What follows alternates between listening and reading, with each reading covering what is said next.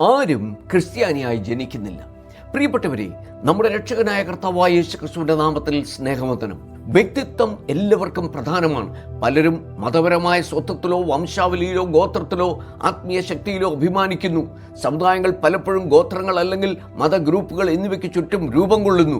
ആ സ്വത്വം സംരക്ഷിക്കുന്നതിനായി പാരമ്പര്യങ്ങൾ കൈമാറ്റം ചെയ്യപ്പെടുന്നു. ക്രിസ്തുമതം ജനനം കൊണ്ടോ പാരമ്പര്യം കൊണ്ടോ ലഭിക്കുന്നതല്ല, മറിച്ച് യേശുവുള്ള വിശ്വാസത്തിലൂടെയാണ് സ്വീകരിക്കപ്പെടുന്നത്.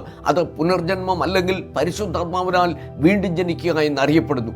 പുതിയ ജന്മം മനുഷ്യാത്മാവിൻ്റെ പുനർജനനമാണ്. മനുഷ്യർക്ക് ആത്മാവും ദേഹിയും ശരീരവും ഉണ്ടെന്ന് 1 തെസ്സലോനിക്കർ 5:23 കാണിക്കുന്നു. ആത്മാവ് ദേഹവുമായി ബന്ധപ്പെട്ടിരിക്കുന്നു.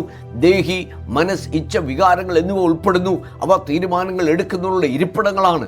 ശരീരം ഭൗതിക ലോകത്ത് പ്രവർത്തനങ്ങൾ നടത്തുന്നു. ദേഹിയാൽ നയിക്കപ്പെടുന്നു. വീണ്ടും ജനിക്കുക എന്നതിൻ്റെ അർത്ഥം മനസ്സിലാക്കാൻ ആദമും ഹവ്വയും വിശുദ്ധരായി സൃഷ്ടിക്കപ്പെട്ടു. എന്നാൽ ദൈവം അവരുടെ അനുസരണത്തെ പരീക്ഷിച്ചു. നന്മതിന്മകളെക്കുറിച്ചുള്ള അറിവിൻ്റെ വൃക്ഷമൊഴികെ വൃക്ഷങ്ങളിൽ നിന്നും അവർക്ക് ഭക്ഷിക്കാമെന്ന് ഉൽപ്പത്തി 2:16-17 പറയുന്നു. എന്നാൽ അവർ സ്വതന്ത്രരായിരിക്കാൻ തിരഞ്ഞെടുക്കുകയും പരാജയപ്പെടുകയും ചെയ്തു. ഉൽപ്പത്തി 2:17 ദൈവം മുന്നറിയിപ്പ് നൽകിയതുപോലെ അവരുടെ അനുസരണക്കേട് ആത്മീയ മരണത്തിലേക്ക് നയിച്ചു.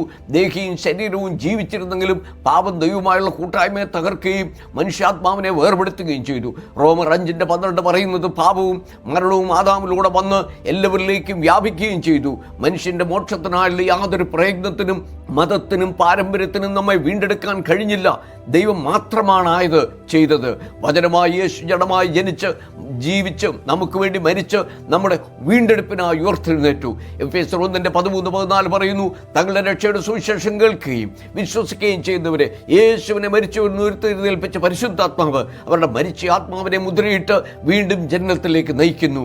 യോഹന്നാൻ 1:12-13 പറയുന്നു, യേശുവിനെ സ്വീകരിക്കുകയും വിശ്വസിക്കുകയും ചെയ്യുന്നവർ ജനിച്ചത് രക്തത്തിൽ നിന്നോ ജഡത്തിൻ്റെ ഇഷ്ടത്തിൽ നിന്നോ മനുഷ്യൻ്റെ ഇഷ്ടത്തിൽ നിന്നോ അല്ല, പിന്നെയോ ദൈവത്തിൽ നിന്നാണ്. അതുകൊണ്ട് റോമർ 10:9-10 പറയുന്നു, യേശുവിനെ കർത്താവായി ഏറ്റുപറയുകയും ദൈവനെ മരിച്ചവരിൽ നിന്ന് ഉയർത്തെഴുന്നേൽപ്പിച്ചു എന്ന് വിശ്വസിക്കുകയും ചെയ്താൽ നിങ്ങൾ രക്ഷിക്കപ്പെടും. രക്ഷ എന്നത് ശിക്ഷയിൽ നിന്നുള്ള വിടുതലാകുന്നു. പരിശുദ്ധാത്മാവ് പുതിയ ജീവൻ നൽകുകയും ദൈവവുമായുള്ള കൂട്ടായ്മ പുനഃസ്ഥാപിക്കുകയും ചെയ്യുന്നു. നിങ്ങൾ എപ്പോഴെങ്കിലും പാപിയുടെ പ്രാർത്ഥന പ്രാർത്ഥിച്ചിട്ടുണ്ടോ? ഇല്ലെങ്കിൽ നിങ്ങളൊരു പാപിയാകുന്നു എന്നുള്ള തിരിച്ചറിവിൽ യേശു മരിക്കുകയും മരിച്ചവരിൽ ഉയർത്തെഴുന്നേൽക്കുകയും ചെയ്തത് നിങ്ങളുടെ പാപമോചനത്തിനായിരുന്നു എന്ന് വിശ്വസിക്കുക. തുടർന്ന് പ്രാർത്ഥിക്കുക, കർത്താവേ കരുണയുണ്ടാകണമേ, ഞാൻ യേശുവിനെ എൻ്റെ രക്ഷകനും കർത്താവുമായി ഏറ്റുപറയുന്നു. പരിശുദ്ധാത്മാവേ, എനിക്ക് പുതിയ ജീവൻ തന്നാലും എൻ്റെ ജീവനിലേക്ക് ഞാൻ അങ്ങയെ സ്വീകരിക്കുന്നു. യേശുവിൻ്റെ നാമത്തിൽ ഞാൻ പ്രാർത്ഥിക്കുന്നു. ആമേൻ.